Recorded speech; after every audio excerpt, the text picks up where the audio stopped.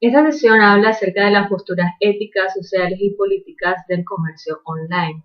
Pero antes de empezar a hablar acerca de cada una de estas, hay que entender inicialmente que hoy las marcas requieren incluir dentro de sus pilares de comunicación para realmente estar alineados a las nuevas necesidades y comportamientos de la realidad que vivimos, tres aspectos esenciales que son verdad, esperanza y guía.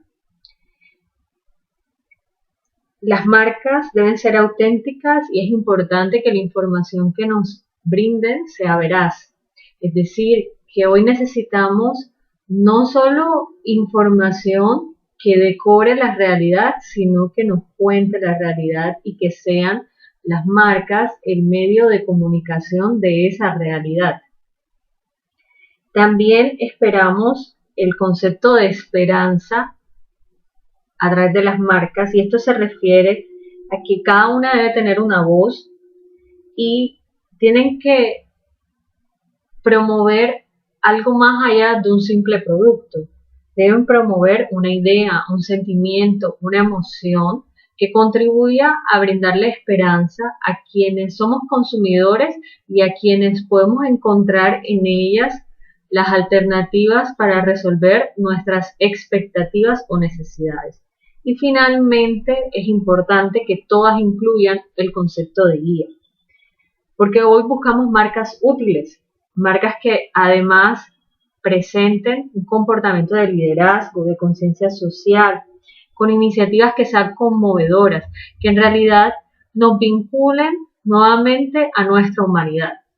Porque ya que vamos a hablar del tema relacionado al comercio electrónico, a la virtualidad y a estos nuevos canales que en realidad no son tan nuevos, que vienen trabajando desde hace un tiempo, pero que hoy se han vuelto más indispensables, realmente nos acerquen a la interacción humana sin necesidad de la presencialidad. Es decir, que no deben considerarse como espacios fríos, sino por el contrario, que nos ayuden a fortalecer la comunicación y las relaciones sociales. Entonces decimos que una marca es ese punto de intersección entre la promesa, ¿verdad? Que es lo que esperamos como marca brindar, lo que nosotros vamos a ofrecer, que debe adaptarse constantemente y hoy más rápido que antes, y la expectativa que está relacionada a lo que los consumidores esperan de nosotros y que van a variar constantemente. En ese punto de encuentro se encuentran las marcas y es necesario que hoy se reformulen y tengan digamos, una conversión hacia una integración en que las marcas se construyan bajo un sentimiento y que las expectativas no sean productos, sino emociones. Entonces, una marca podemos decir que es tan buena como las experiencias que permite disfrutar, y estas experiencias tienen que estar en cualquier comunicación o interacción que tengamos con la marca. Es por eso que hoy la temática se centra en entender cuáles son los retos sociales, políticos y legales que se enfrentan los canales virtuales en la actualidad. Ahora, es muy importante entender que las marcas, aunque antes se pensaba que la base para desarrollarlas era el management o la gestión, luego la parte estratégica y por último veíamos la cultura, en realidad las marcas deben construirse desde la cultura, desde un concepto, ¿verdad?, social, para luego identificar el cómo se va a lograr ejecutar y por último definir las acciones para conseguirlo a través del management. Entonces digamos que la pirámide se invierte y hoy en día son más importantes los valores y los sentimientos, que no están solamente en las relaciones de la marca con los clientes, sino también con sus proveedores, con su equipo de trabajo o su staff, es decir, con todos los grupos de interés que se relacionan, y no basarse en discursos solamente o meramente mercantilistas.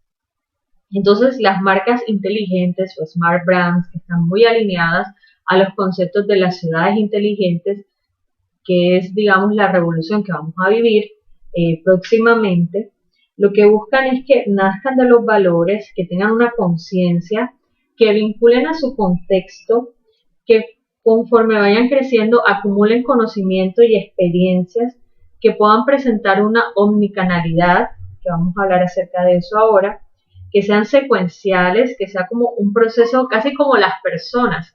¿Qué personas nos brindan confianza? Aquellas personas que nosotros vemos ese proceso, ese crecimiento, esa interrelación, no cambios drásticos de un momento a otro que no nos generan confiabilidad.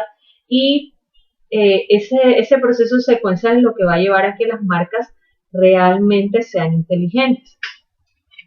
Pero para mencionar uno de los elementos relacionados a esas marcas inteligentes, porque ya hemos entendido el concepto de valor de marca en sesiones anteriores, hemos entendido la parte del contexto cuando estudiamos los escenarios, el conocimiento que se acumula a partir de la experiencia y la identificación de saber qué es lo que hago yo, para quién lo hago y cómo espero crecer a futuro, que pues, se resume básicamente en lo que es misión, segmentación del mercado y visión. En esos tres aspectos que ya lo hemos entendido antes, viene un concepto que se llama omnicanalidad.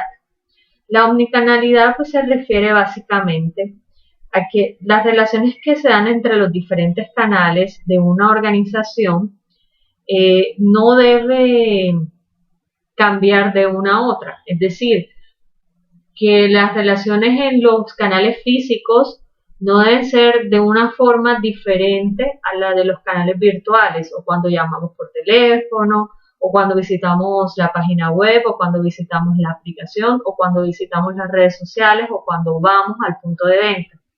Entonces es un modelo de comunicación que lo que busca es mejorar la experiencia de sus clientes y brindarles esa alternativa de contacto entre los diferentes canales que están disponibles para la organización y la empresa.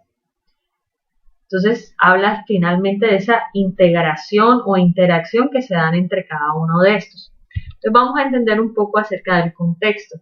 Y es que la tecnología y el uso del Internet han cambiado la forma como nos relacionamos entre los seres humanos y los entendimientos sociales e incluso de negocios existentes.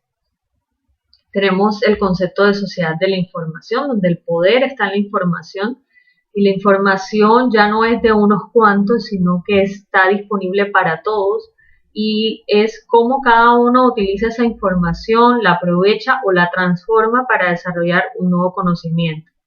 Entonces, el Internet y el comercio electrónico pueden generar un progreso social, pero al mismo tiempo, si no son utilizadas responsablemente, pueden tener un camino totalmente contrario, o sea, pueden irse volcadas hacia crímenes, a afectaciones del entorno o incluso amenazar los valores sociales que se aprecian.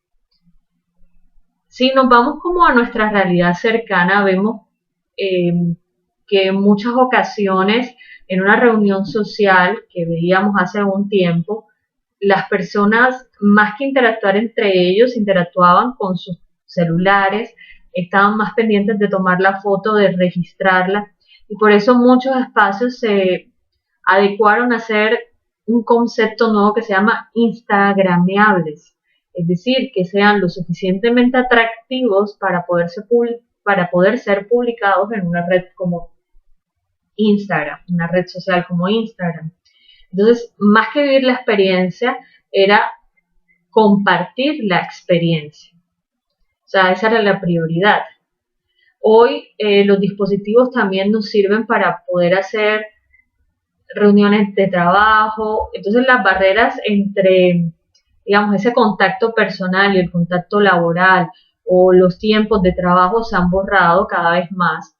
Y es cuando ese contexto del Internet, de las redes sociales y la tecnología nos dan como unas vistas positivas a los desarrollos que podemos tener, pero también nos da un panorama un poco lleno de incertidumbre por los problemas que pueden generarse a partir de él, y es hoy cuando vamos a entender los diferentes retos que se presentan, porque en muchos casos son situaciones nuevas que se viven que aún no están reguladas, porque antes no ha habido algo similar, es decir, no hay un precedente que permita definir un actuar. Entonces, podemos decir que hay una serie de dimensiones que se deben estudiar para poder entender, digamos, los retos que se presentan, y tenemos unas dimensiones políticas. Entonces, podemos hablar de la ubicuidad, y es que la tecnología de Internet y de web está disponible en todas partes, en el trabajo, en el hogar y en cualquier otra parte a través de los dispositivos móviles a cualquier hora. Entonces, esto, pues según el ejemplo que les decía, puede invadir la vida familiar. Por ejemplo, en muchas organizaciones hay chats de WhatsApp laborales, pero aunque se supone que deben funcionar para actividades laborales en el horario laboral, en muchas ocasiones pueden presentarse comentarios o comunicaciones que se salen de esos horarios, y eso afecta en, digamos, como la libertad de ese tiempo de esparcimiento que las personas tienen para su familia o para ellos mismos, porque aunque quieran desconectarse del trabajo, el trabajo está ahí presente. También en muchas organizaciones tienen prohibido el uso del celular porque genera distracción en sus empleados, porque están más pendientes del contenido de las redes, de la actualización, de publicar. Entonces miden mucho como ese tipo de cosas y qué tanto publican en los horarios laborales, que pueden afectar pues su desempeño dentro de la organización. También hablamos de un alcance global, y es que se eliminan todos los límites. Entonces ya no hablamos como de un único territorio, sino hablamos del planeta Tierra. Entonces la diversidad cultural de los productos empieza a reducirse. Algunas empresas que son pequeñas, muy locales, les cuesta competir de pronto con grandes compañías o competidores de la China, donde ya yo hoy desde mi celular puedo tener acceso a comprar algo y que tiene, pues digamos, unos desarrollos tecnológicos por las características del país o por la industria como esté en este territorio, que me dificultan a mí como emprendedora poder acercarme a esos precios. Entonces, por eso hablábamos al principio que es importante que las marcas entiendan que no venden productos sino emociones, porque los productos son fácilmente, digamos, desplazados por otros, pero las emociones no tanto. Cuesta un poco más de trabajo desligarse a nivel emocional, y por eso pues las marcas tienen que apuntar hacia esos aspectos. También hablamos de estándares universales. Hay un conjunto de estándares de tecnología, a saber, y estándares de Internet. Entonces, digamos que la vulnerabilidad a los virus, los ataques a los hackers, algo que se conoce hoy en día como los fake news, que cuando hay como una noticia que se viraliza, pueden nacer a partir de esta, aunque sean reales, unas noticias falsas que pueden provocar pánico, pueden afectar el desarrollo económico de un sector, de una empresa o de un territorio. También la riqueza, porque es posible utilizar mensajes de video, audio y texto. Entonces podemos decir que la tecnología de pantalla que reduce el uso del texto ha afectado la capacidad o la habilidad de leer y de escribir de muchas personas, que hoy están acostumbradas a que el celular por lo menos tiene la función de autocompletar. Entonces ya no escriben las palabras completas o no recuerdan cómo escribirlas, porque el texto deduce, el celular pues deduce qué es lo que vas a escribir y se anticipa y completa la palabra y le coloca las tildes y te dice dónde tienes un error de ortografía o pues simplificamos los escritos utilizando digamos abreviaturas o frases o nuevas formas de comunicarnos como los GIF, los stickers. Entonces ya en vez de escribir cómo me siento, pues un GIF o un sticker resume mejor mi sensación. También hablamos de la interactividad. La tecnología funciona a través de la interacción con el usuario. Entonces hay sitios comerciales que pueden ser muy superficiales y sin sentido, donde pues, las personas escriben pero sus correos no son leídos, no tenemos un feedback, no nos sentimos escuchados como clientes. Entonces digamos que el grado de adecuación que se lleva a cabo de los productos es mínimo, porque más que coproductores del producto, somos coproductores de la venta. Y esto es lo que está pasando en muchos casos con los famosos ego bloggers. Entonces el ego blogger es el que usa un producto y dice estoy usando este para promocionar la venta, pero no coproduce el producto, no te da información del producto, no te acerca a la sensación o a la emoción de utilizar ese producto o ese servicio. También tenemos demasiada información y esto se debe a algo que se conoce como densidad de la información. La tecnología reduce los costos de la información y eleva la calidad. Entonces, muchas bases de datos que antes las personas compraban ya no son necesarias porque tenemos acceso a ellas de forma digital y gratuita. Por eso hablábamos del mundo o de la época o la edad de la información, donde esta es el poder. Entonces hay demasiada información, pero hay que aprender a distinguir cuál es real y cuál es falsa. Por eso es muy importante reconocer cuáles son las bases de datos certificadas, cuáles son las páginas que son confiables. Por ejemplo, en los bancos es muy importante que uno no busque la página oficial del banco a través de Google, porque puede ser que dentro de las búsquedas nos arroje un resultado que no es realmente la página oficial del banco. O a veces cuando cometemos errores de tipeo o de transcripción, entonces no colocamos la palabra banco, sino se nos olvidó colocar la N, o nos saltamos o duplicamos una letra, automáticamente nos abre la página y aparece con el entorno igual a la oficial, pero no es la oficial. Entonces es muy importante poder verificar cuál es la información que es real, porque se puede degradar lo que es la confianza, la autenticidad, la precisión, la integridad y otras características de calidad de la información. Entonces es muy importante que las organizaciones brinden a sus consumidores, a sus usuarios, la certeza de la veracidad de la información que proporciona. Bueno, por otro lado tenemos lo que es la personalización y adecuación al gusto del cliente, y esto abre una posibilidad de una invasión intensiva de la privacidad para fines comerciales y gubernamentales sin precedentes.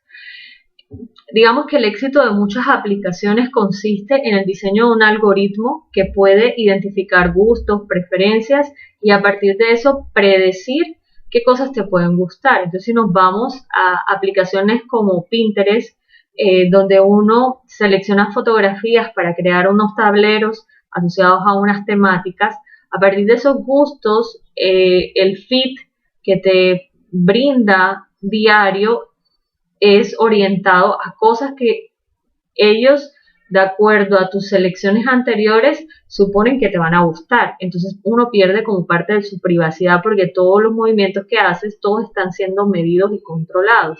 Lo mismo ocurre con aplicaciones como Spotify de música. A mí me gusta bastante, yo la uso. Entonces yo tengo como mi biblioteca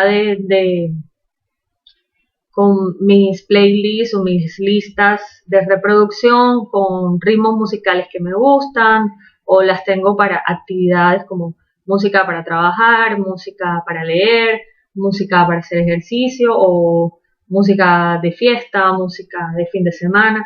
En fin, tengo como diferentes carpetas y hay una que la tiene Spotify, que es muy valiosa, que se llama Descubrimiento de la Semana, donde te colocan unas sugerencias de acuerdo a la música que has escuchado durante ese periodo de canciones que pueden llegar a gustarte de artistas que seguramente nunca has escuchado, pero que tienen un estilo musical muy similar a lo que te gusta. Entonces te permite descubrir nueva música. Entonces es bien importante porque también ayuda a nuevos artistas, pero fíjense que todos los movimientos que yo ejecuto quedan ahí almacenados. También tenemos la dimensión de la tecnología en la parte relacionada a la tecnología social, que es la que permite la generación de contenido por parte de los usuarios y las redes sociales.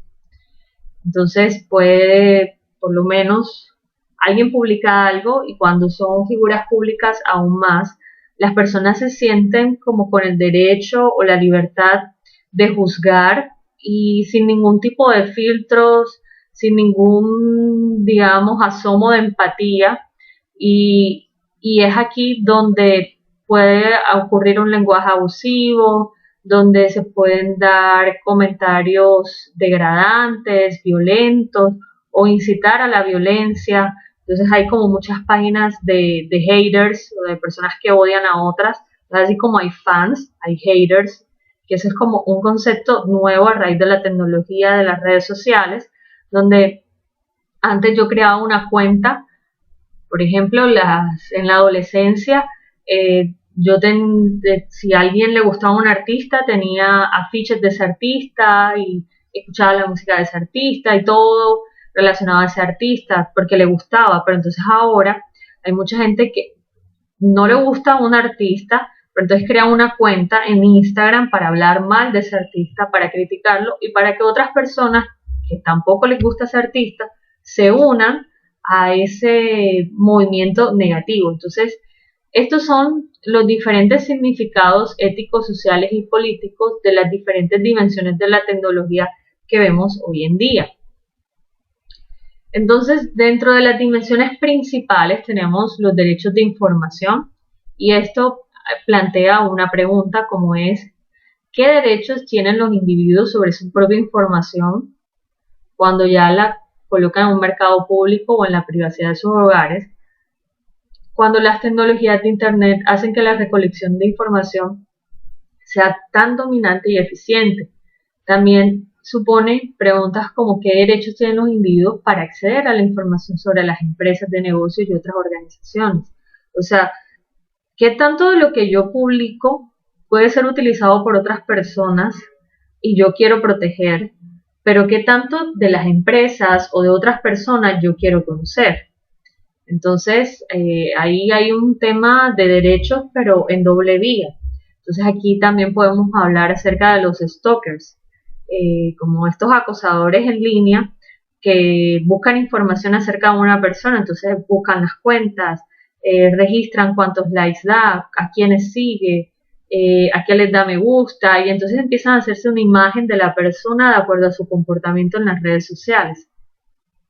Y muchas personas publican información privada como los días de cumpleaños, los lugares donde trabaja, los sitios que visita, los viajes que hace, la comida que prefiere, y esto le da pie a otras personas para, digamos, descubrir información privada que puede ser utilizada para, digamos, situaciones negativas. También están los derechos de propiedad. Entonces, ¿cómo se pueden implementar los derechos de propiedad intelectual cuando es muy fácil realizar copias, incluso de trabajos protegidos, y distribuirlas fácilmente en solo segundos? Por lo menos en Instagram hay muchos artistas que tienen protegidas las fotos que publican y cuando alguien utiliza esas fotos en otra publicación, en otra cuenta o en otra red social, les llega una notificación y ellos pueden eliminar esa publicación de la cuenta donde se hizo como el retweet o la publicación copia. Eso es una forma que se ha utilizado de proteger, pero digamos que Ese camino todavía está muy oscuro, hay muchos espacios en blanco que pueden ser aprovechados por personas con malas intenciones. Por otro lado está el gobierno. Entonces, deben estar el Internet y el comercio electrónico sujetos a leyes públicas y de ser así, ¿qué órganos legales tienen jurisdicción estatal, federal o internacional? ¿Quiénes controlan esto? Por lo menos en países como China, el tema del comercio electrónico, el uso del Internet está muy regulado por el Estado y ellos por eso tienen sus propias redes sociales. Y allá ha ocurrido algo que puede suponer un abuso de la privacidad, pero lo voy a traer como un caso para que se analicen y ustedes también empiecen a tener una postura crítica frente a estas situaciones. La información de los ciudadanos en China toda está en una base de datos, hasta muestras de ADN. Entonces, cuando una persona comete un delito, es fácil encontrar al responsable. Además, hay cámaras que tienen alrededor de los territorios donde pueden hacer como el recorrido que hace una persona, es decir, que nada queda oculto. Si alguien comete un robo, pueden esa persona al hacer la denuncia recordar o decir o informar en qué lugar le hicieron el robo y a partir de ahí seguir la grabación del ladrón, hacia dónde fue, qué hizo y por reconocimiento facial identificarlo y poder judicializarlo. En China hay una tasa muy alta de secuestros infantiles, pero también es el país que ha logrado recuperar más niños secuestrados en el mundo por la tecnología que han implementado en reconocimiento facial, en bases de datos de ADN. Entonces, todo está registrado y cuando una persona hace como su proceso, puede saber como si hace parte de alguno de estos niños que fue secuestrado en algún momento y que tiene hoy una nueva identidad y que desconocía, por ejemplo. Por último está la seguridad y el bienestar público y qué esfuerzos se deben asumir para asegurar un acceso equitativo a todos los canales y al comercio electrónico. Digamos, si nuestro país es un país lleno de tanta desigualdad a raíz de las crisis económicas, sociales y sanitarias, eso ha quedado más marcado. Entonces deben ser responsables los gobiernos de asegurar que las escuelas y universidades tengan acceso a Internet, con ciertas actividades y contenido en línea como la pornografía y las apuestas, una amenaza a la seguridad y el bienestar público. Debe permitirse el comercio electrónico móvil desde vehículos en movimiento, por ejemplo, son diferentes cosas que nosotros podemos empezar a ver y cuestionar. El tema de los accidentes automovilísticos a raíz de los celulares se incrementó porque muchas personas se distraen y usan el celular mientras están manejando y eso les resta como la capacidad de reacción. A raíz del coronavirus, en China, por ejemplo, cuando identifican que una persona se ha contagiado, buscan todos los videos de seguridad de esa persona, el recorrido que hizo, con qué otras personas tuvo contacto, les hacen el seguimiento para poder controlar posibles focos de infección. También las personas tienen por eso como una especie de semáforo, si es seguro que salgan, si no es seguro que salgan, si pueden tener contactos con otros o no. Y esa información es conocida por todo el mundo. Entonces la gente tiene como un nivel de conciencia mayor de protección para ellos y para los demás y además el Estado se asegura de eso.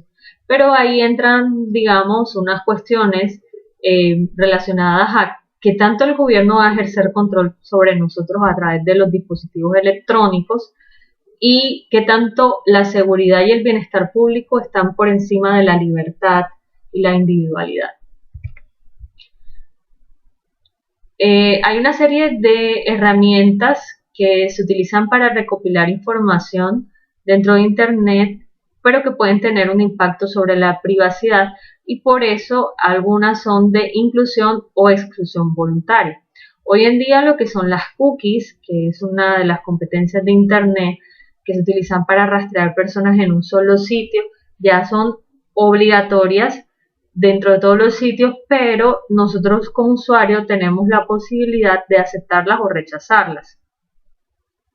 Siempre cuando entramos a una página nos dice, esta página utiliza sus cookies, entonces está de acuerdo con esto, quiero ver las políticas, acepto o no acepto. Pero tienen la obligación de informarle a las personas que su recorrido a través de esa página, los clics que haga, hacia dónde se redirecciona, todo eso va a quedar guardado y eso va a ser utilizado como información para definir hábitos de consumo, comportamientos en línea, etc. También tenemos las cookies de terceros, que son cookies que colocan las redes de publicidad de terceros. Se utilizan para monitorear y rastrear el comportamiento en línea, la búsqueda y los sitios visitados, con el fin de mostrar publicidad relevante. Entonces, muchas páginas tienen anuncios, ¿verdad? Y eso está a partir de cookies de terceros. Entonces, yo entré a la página de Falabella y estaba viendo muebles. Entonces entro a una página, no sé, vamos a poner un ejemplo de algo totalmente diferente que no tiene nada que ver, como una página de horóscopo. Y automáticamente en esa página de horóscopo todos los anuncios que me aparecen son de muebles de Falabella. Porque ha hecho como el rastreo de cookies de terceros y lo has utilizado para colocar publicidad dentro de esto. Tenemos los spyware, que estos se utilizan para registrar toda la actividad de un usuario en el teclado, como sitios web visitados y códigos de seguridad utilizados. También se utiliza para mostrar anuncios con base en sus búsquedas u otro tipo de comportamiento parecido a lo que les comentaba ahora. Está también el marketing dirigido en base al comportamiento de los motores de búsqueda como Google y otros, pero Google es, digamos, el que más utiliza la información que nosotros le suministramos, la que más la aprovecha. Entonces, aquí se utiliza el historial de búsqueda, los datos demográficos y las priorizaciones de las páginas. Cuando yo entro a un motor de búsqueda y coloco una palabra en particular, se darán de acuerdo a mi comportamiento previo en ese motor de búsqueda y a la información de mi, digamos, de ese componente demográfico, o sea, cuál edad tengo, nacionalidad, etc. Es muy importante, por ejemplo, en este caso, más adelante vamos a ver como unas herramientas que ofrece Google para que podamos utilizar esa información para desarrollar estrategias de comunicación. Otra herramienta de internet que tenemos disponible son los carritos de compra que se utilizan para recolectar información sobre pagos y compras. Voy a contar, por ejemplo, en el caso de la app de Olímpica, uno puede hacer la compra de diferentes formas.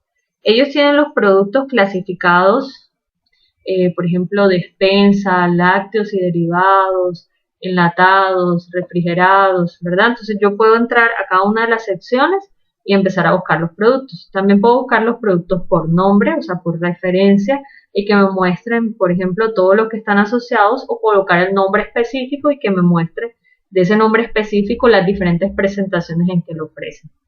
Conforme yo voy viendo los productos que me interesan, yo los añado a un carrito de compra.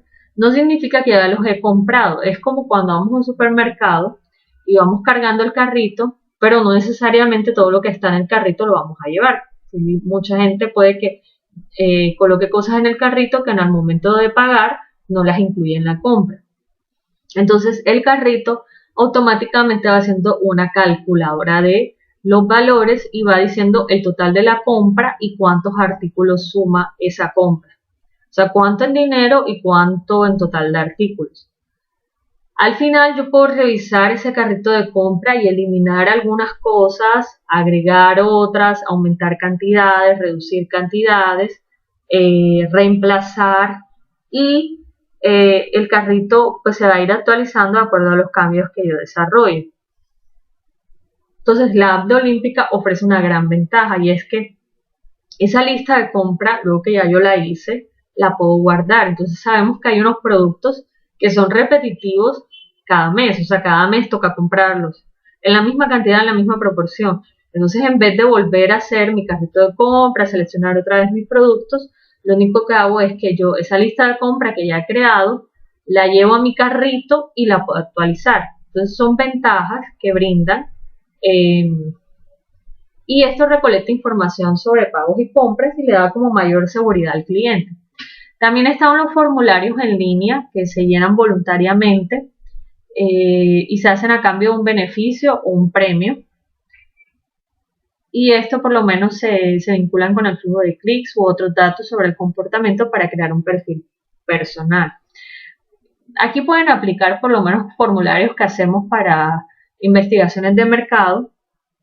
YouTube suele hacerlo, es cada cierto número de reproducciones, te hace preguntas que si en los últimos videos que has visto o en el último mes, en la última semana, has visto publicidad relacionada a esto, porque eso es algo que los clientes que colocan publicidad dentro de esta aplicación esperan ver como reflejado en números. Entonces es un soporte que ellos tienen para ver el comportamiento de los clientes. También tenemos registros de transacciones del sitio.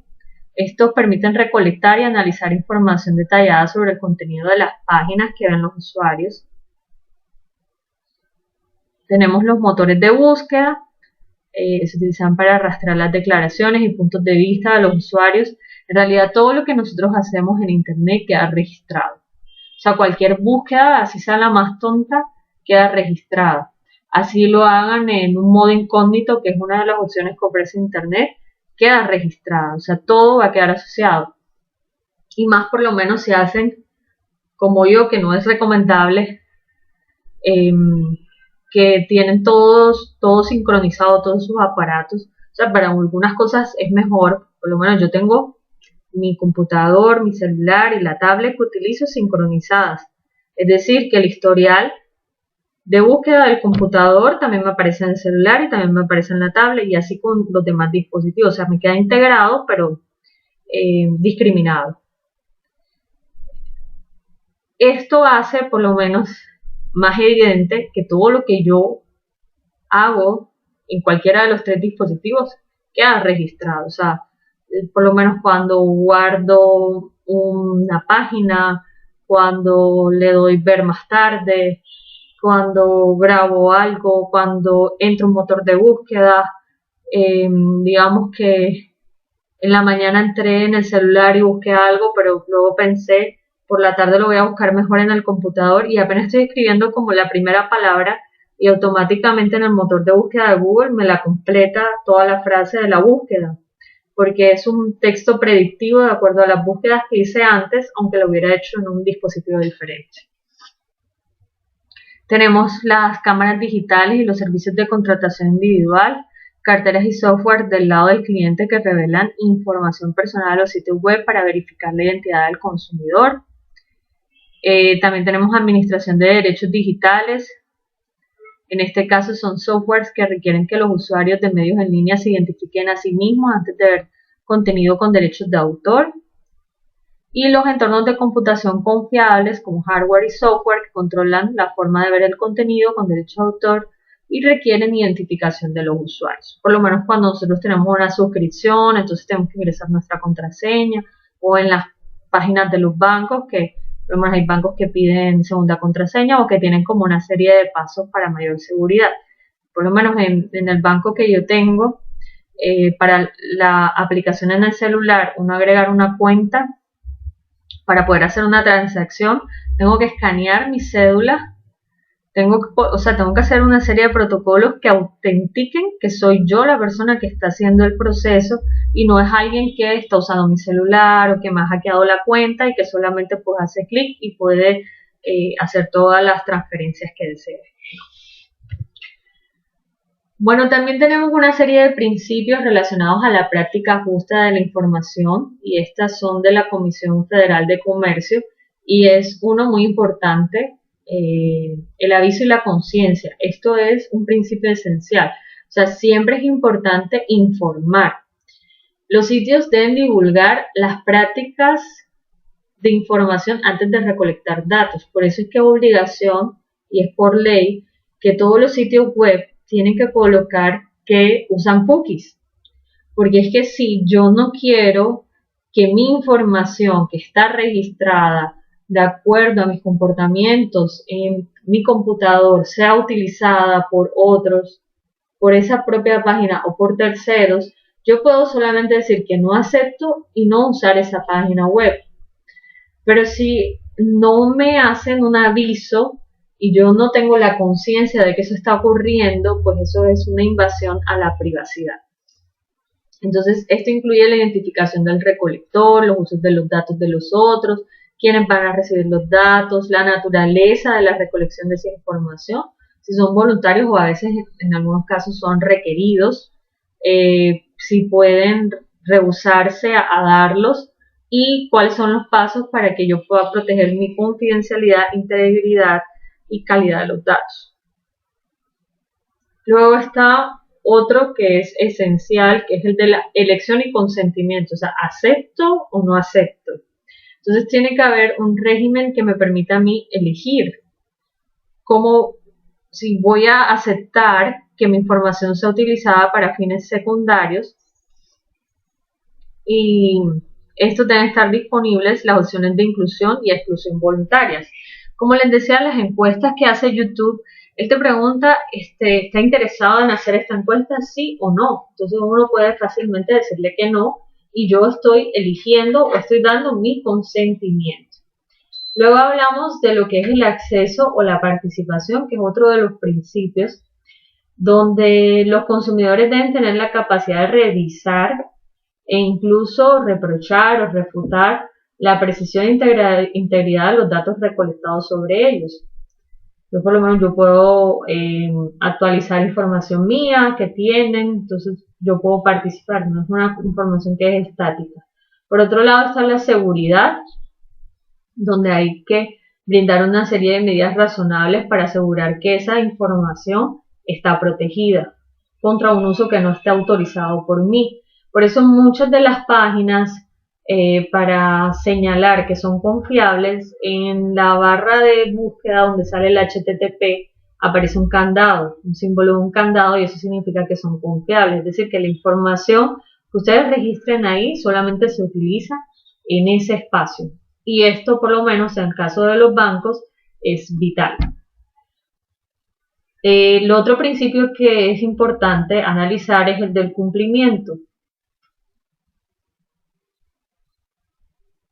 En el cumplimiento también tiene que haber una parte de autorregulación, una legislación, para que se otorguen pues todos los, no solamente los requisitos legales que yo debo cumplir, sino el soporte legal que me pueden dar a mí cuando algo se incumple, cuando se generan infracciones o cuando hay regulaciones federales, por lo menos en el caso de la pornografía infantil. Si alguien, por lo menos, no es su intención hacer pornografía infantil, graba un video de un niño, pero ese niño está desnudo, porque es un niño pequeño, lo están bañando en una bañera pequeña, y ay, qué tierno es, y sube ese video a redes sociales, y luego ese video es utilizado en una red de estas de pornografía infantil, aunque no haya sido intención de la persona, tiene que haber pues un proceso de autorregulación para evitar que esas situaciones ocurran. ¿Y qué puede hacer esa persona pues para tratar de minimizar el impacto? Porque una vez algo está registrado en la web, es imposible eliminarlo. O sea, por eso es que el tema de la pornografía, más que todo la infantil, que es ilegal en Internet, es un problema serio porque digamos, si alguien lo descarga, no hay forma de controlar a las personas que hicieron las descargas y que estos los envíen a otros y otros lo publiquen. Entonces, esos videos siempre están ahí. Bueno, tenemos una serie de protecciones tecnológicas para contribuir a la privacidad en línea, como son los bloqueadores de spyware, que son estos que están ahí. Hay de diferentes tipos que uno los puede tener en su equipo. Por lo menos hay veces que nosotros tenemos como un cortafuegos que hace que algunas páginas no nos abran y nos dicen no es una página segura, ¿Estás segura que quieres ingresar? ¿Estás segura que quieres dar esta información? Por lo menos uno puede colocar que no se autocompleten los datos cuando esté llenando un formulario, porque digamos que yo tengo asociado a mi cédula la contraseña, no sé, de mi correo electrónico y estoy diligenciando un formulario, coloco mi cédula y el campo siguiente automáticamente me coloca la contraseña de mi correo electrónico. Ese dato ya quedó ahí grabado. Entonces yo puedo por lo menos condicionar ese tipo de comportamientos en mi computador. También puedo tener bloqueadores de anuncios emergentes, que son los pop-ups. A veces entramos a páginas y nos aparecen una cantidad de anuncios de publicidad que no tienen nada que ver con lo que estamos haciendo. Yo puedo tener esos bloqueadores, ahí ven diferentes tipos. También tenemos correo electrónico seguro, que es el cifrado. Yo creo que ustedes se han dado cuenta que WhatsApp colocó el cifrado de los mensajes de extremo a extremo, que es como para protección. O sea, digamos que en teoría nadie puede entrar a ver lo que tú estás hablando con otra persona. A menos que esa persona lo publique o tú publiques lo que hablaste con esa persona, se supone que el mensaje está cifrado para que sea privado. También tenemos reenviadores de correos anónimos, que son todos estos los spam. Entonces, que los identifiquen. La navegación anónima, donde podemos navegar entre comillas sin dejar rastro, porque no queda en nuestro historial de búsqueda, pero sí queda dentro de los movimientos que hemos hecho en la red.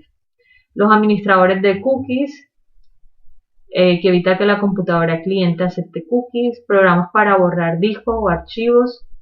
También tenemos generadores de directivas que automatizan el desarrollo de una directiva de cumplimiento de privacidad. Lector de directivas de privacidad. Esto se utiliza mucho, por lo menos en instituciones educativas o en empresas, para proteger las contraseñas del Wi-Fi. Se colocan, entonces son otros códigos y un software asociado con que yo tenga la contraseña del Wi-Fi. Necesito otros datos para poderlo utilizar. El cifrado de una clave pública, que también programa que se cifre el correo y los documentos. Ahora, para el uso legítimo de los derechos de autor hay unas consideraciones. Tenemos unos factores y a qué se refieren cada uno. Por ejemplo, el carácter del uso. Si yo lo voy a hacer con un fin lucrativo o educativo, es diferente, ¿verdad? Si la naturaleza del trabajo, por ejemplo, son obras de teatro o novelas, tienen una mayor protección que las narraciones verídicas, por ejemplo, las noticias periodísticas. La cantidad del trabajo utilizado, porque a veces yo puedo tomar solamente una pequeña frase, pero en otras ocasiones podría tomar el texto completo y decir que es mío. Entonces, dependiendo de la cantidad que se utilice, así van, digamos, las consideraciones del uso legítimo. Efectos de mercado del uso. Esto puede dañar la imagen de la marca, del producto, qué impacto puede tener, positivo o negativo, es importante. Todo lo que son fake news afectan el mercado del uso de algo. A veces cuando quieren dañar la reputación de una marca, empiezan a publicar ciertas cosas o hacer uso de información sin los, digamos, no legítima de los derechos de autor, y pueden afectar la imagen de la marca. El contexto de uso, si se usa en última hora, si ha sido algo planeado, por lo menos la plataforma que se utiliza para las clases tiene una opción de antiplagio en la que ustedes al registrar un trabajo, ya el instructor, el profesor puede ingresar el trabajo en esa, digamos, herramienta y verificar si todo lo que está ahí, que se ha colocado como citas, es realmente veraz, o si hay algo que no se citó y no fue realizado o sea, no es de autoría propia, lo señala. Entonces, de acuerdo a la cantidad puede decirse que es plagio o no es plagio. Bueno, cuando cada uno de estos factores son estudiados, Ya yo además he entendido cuál es la expectativa, cuál es la promesa, qué es lo que define mi marca. He definido el espacio de cultura para darle forma a una estrategia y una gestión de esos recursos. Además, me baso en los 3 principios de veracidad, esperanza y guía. Empiezo a construir el sitio de comercio electrónico, que es una estrategia para definir un canal. Cuando nosotros vamos a construir un sitio de comercio electrónico, tenemos que tener en cuenta que está formado por varias partes. Una es el hardware, que está más relacionado a los equipos, que en este caso son servidores para que funcionen. Otra es el software, que es el programa que se va a utilizar, o el lenguaje, en este caso, para diseñar la página web. Hay diferentes lenguajes, hay Java, HTTP, ¿verdad? Las telecomunicaciones, el diseño del sitio, que hay un diseño lógico, digamos como la funcionalidad del sitio, unos recursos humanos que se requieren y unas capacidades organizacionales. Todo desarrollo de un sistema, de un sitio web, tiene que cumplir una serie de pasos, y es que primero, así como en todo debe existir un proceso de planeación, de análisis, de evaluación y de acciones establecidas. Digamos que el primer paso para un ciclo de vida del desarrollo de un sistema, de un sitio web, se basa en el análisis y la planeación de los sistemas. Cuando ya yo he definido y he planeado mi sistema, he definido cómo va a funcionar y cómo se va a desarrollar, se diseña ese sistema. Luego se construye, es decir, se materializa. Pero ese sistema no puede ponerse en funcionamiento inmediato, porque es posible que no toda la información se recopile correctamente, que no todas las funcionalidades estén habilitadas, o que no permita, digamos, el uso en simultáneo de X cantidad de usuarios. Entonces, para eso se deben desarrollar una serie de pruebas. Cuando se realizan las pruebas y se definen como ajustes, mejoras, y ya la prueba piloto ha sido aprobada, entonces viene lo que es la implementación y el servicio de entrega, y este es un proceso que es continuo, o sea, cíclico, no se termina ahí, sino que vuelve y se inicia porque digamos que en la tecnología es necesario desarrollar actualizaciones constantes.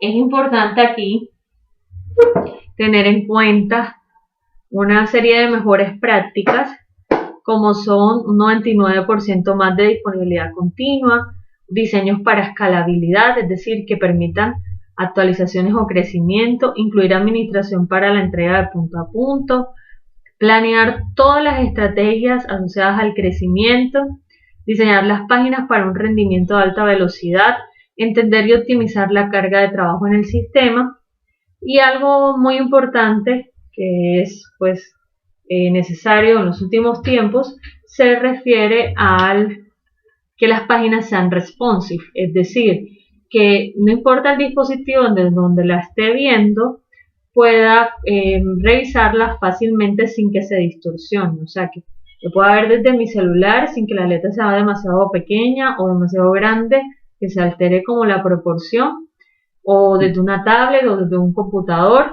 fácilmente. También hay que tener en cuenta el lugar donde estarán las personas que lo van a usar, porque hay veces que hay páginas que requieren muchos recursos o un ancho de banda mayor, que al no tenerlos no son útiles o funcionales para la población. Entonces, en la etapa de análisis o planeación, se definen cuáles van a ser los objetivos, donde es importante definir cuáles son las capacidades que nosotros esperamos de ese sitio web, las funciones que va a cumplir, para poder identificar qué información se requiere para que éstas sean, digamos, útiles, y estos requerimientos de información de dónde se van a obtener, es importante también tenerlos claros. Entonces, eso es en la primera fase, que es de análisis y planeación. Pues consiste como en identificar qué va a ser la página, qué objetivo tiene, o sea, el objetivo mío es vender, es hacer transacciones, es un sitio web de creación de comunidad, de qué va a ser. Luego, de acuerdo a eso, defino como una serie de funciones, y para que esas funciones sean útiles o sean aplicables, qué información requieren. Entonces, vamos a ver aquí cada una de ellas. Esta información de todas maneras la van a tener disponible como material de apoyo. Entonces, por ejemplo, si el objetivo es mostrar artículos, la funcionalidad del sistema es un catálogo digital. ¿Qué requerimientos necesito? Texto dinámico y gráficos, pueden ser fotografías. Si lo que quiero es ejecutar un pago por transacción, necesito un sistema de carrito de compras y de pagos como PayPal y una liquidación segura de tarjeta de crédito, que para esto hay varias opciones como el que les dije. Entender la efectividad del marketing. Entonces puedo colocar un sistema de rastreo y reporte en el sitio, y requerimientos de información: número de visitantes, páginas visitadas, productos comprados, identificados por campaña de marketing en general. Entonces, yo tengo que establecer cuál es mi objetivo, mi funcionalidad y qué información requiero para que ésta pueda ser utilizada. Por ejemplo, hay veces que yo necesito tener información de mis clientes, ese es mi objetivo. La funcionalidad es una base de datos de clientes. ¿Qué requerimientos de información? Solicitar nombres, números de documentos, direcciones, teléfono, correo electrónico.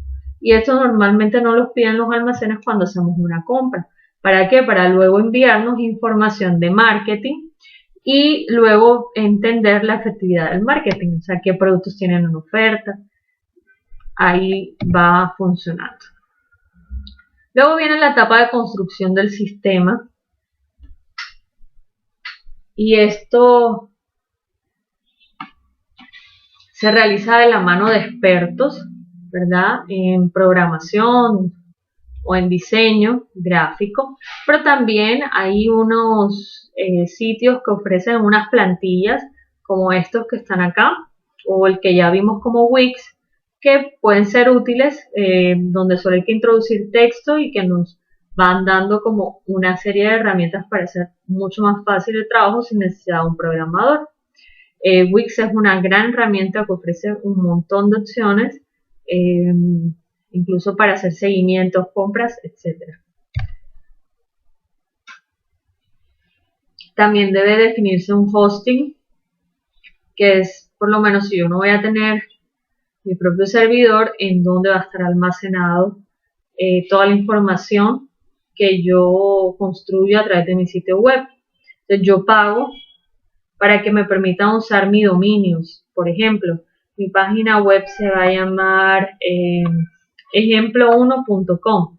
Entonces nadie más puede utilizar ese nombre, ejemplo1.com. Ese es mío y de nadie más. Pero para yo preservar ese nombre tengo que pagar un hosting que me permita mantenerlo. Estos son algunos de los que se utilizan. Este es como el más popular, GoDaddy.com. Bueno, entonces ya he hecho la planeación, ya construí el sitio web, ahora viene la prueba del sistema. Se deben probar los módulos que tiene, o sea, cada una de las funcionalidades y el registro de la información que se solicita. En el caso de la prueba del sistema, probar el sitio como un todo de la misma forma que un usuario común lo realizaría. Y prueba de aceptación cuando se verifican que los objetivos del negocio que se han planteado para el sistema estén funcionando. Porque puede ser que el aplicativo de registro de información por lo menos funcione, es decir, que la funcionalidad y los requisitos de información están bien, pero no me sirven a mí para poder identificar efectividad de marketing, entonces el objetivo no se cumple. Entonces es muy importante que los tres elementos estén dentro de una prueba del sistema, de la unidad, del sistema y de la aceptación. Luego viene la implementación y mantenimiento. Esto es importante que se trabaje como un equipo Ese equipo debe tener múltiples habilidades, conocimientos, donde van a haber programadores, diseñadores, gerentes de negocio, especialistas en marketing, en producción, en soporte de ventas, en logística incluso, para poder hacer las entregas y cumplir los tiempos. Y es muy importante que este equipo esté pendiente de los resultados de las encuestas, de las investigaciones de mercado, de la retroalimentación de los clientes en los sitios y redes sociales para poder responder a tiempo y realizar los ajustes necesarios. Por lo menos pasa mucho que los catálogos de los productos no están actualizados, entonces yo pido algo y luego me llaman a decirme que eso que aparecía como disponible en la página en realidad no lo hay. Entonces es muy importante en esos casos mantener actualizados los inventarios, desarrollar planes de monitoreos y pruebas constantes para asegurar que todo funcione, porque puede ser que se generen errores y esos errores afecten el comportamiento de las páginas. Por lo menos ha pasado con Rappi, por ejemplo, que colocaron por error un precio que, no sé, 500 pesos y realmente costaba 500.000 y mucha gente lo compró y lo compró por ese valor y ya pues lo habían comprado así que así se los tenían que entregar y luego fue que se dieron cuenta. Entonces ya eso son pérdidas para el negocio, no las puede asumir el cliente. Cuando el negocio es muy grande es posible que tengan muchas páginas web o varias vinculadas a ella porque tienen múltiples aplicaciones y por eso es importante que exista un monitoreo sistemático porque estas se integran, así que debe haber como una correlación entre ellas. También este equipo puede hacer el benchmarking para ver pues cómo lo está trabajando la competencia o los líderes del mercado o empresas que aunque no hagan lo mismo pueden ser referentes y eso contribuye a que ese sitio web siempre esté actualizado, esté a la vanguardia en un entorno cada vez más competitivo. Hay veces que hay páginas o aplicaciones que no son funcionales o que no son intuitivas, que se vuelven muy difíciles de manejar para los usuarios, por lo cual terminan desechándolas. Entonces es muy importante que la experiencia no solamente esté relacionada al producto como tal, sino a toda la relación que tenemos. Entonces el producto es una cosa increíble, pero la página es una tortura. Entonces, así como es el producto, así debe ser también el servicio que encontramos a través del sitio web. ¿Qué se puede utilizar o qué se puede hacer para optimizar un sitio web?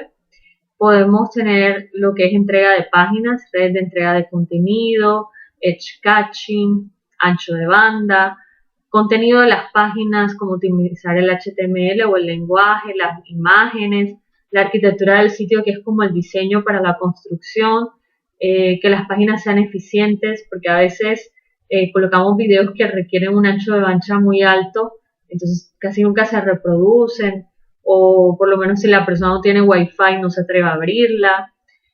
También generación de páginas, que el tiempo de respuesta del servidor sea rápido. A veces cuando estamos llenando formularios, entonces nos preguntan país, y luego viene departamento y luego viene ciudad, entonces uno llena país y se demora en cargar el listado de los departamentos, y luego cuando ponemos el departamento se demora en cargar el listado de los municipios. Entonces, que ese tiempo de respuesta del servidor cada vez sea más corto, que se haga una asignación eficiente de los recursos para la inversión y el crecimiento de esta, y un monitoreo del rendimiento del sitio constante. Cuando se define el presupuesto para un sitio web, que pues como todo se requieren unos recursos para que esto pueda funcionar, es importante definir un diseño y desarrollo de contenido que debe consumir cerca del 15%, el hardware el 10%, el software el 8%, las telecomunicaciones el 10%, el desarrollo del sistema el 22%, y fíjense que el que más porcentaje ocupa es el mantenimiento del sistema, que es 35%, porque esto es constante. O sea, la actualización, la renovación, el seguimiento, el control, hace parte de ese mantenimiento del sistema. Y bueno, con eso terminamos todo lo que tenía que ver con las posturas éticas, sociales y políticas del comercio online que se deben tener en cuenta para establecer, digamos, cada uno de los aspectos para su construcción y mantenimiento de un sitio web que nacen a partir de un análisis y que pues tienen que estar pensadas bajo los mismos parámetros que cualquier otra actividad de la marca porque es uno de los canales que se utiliza.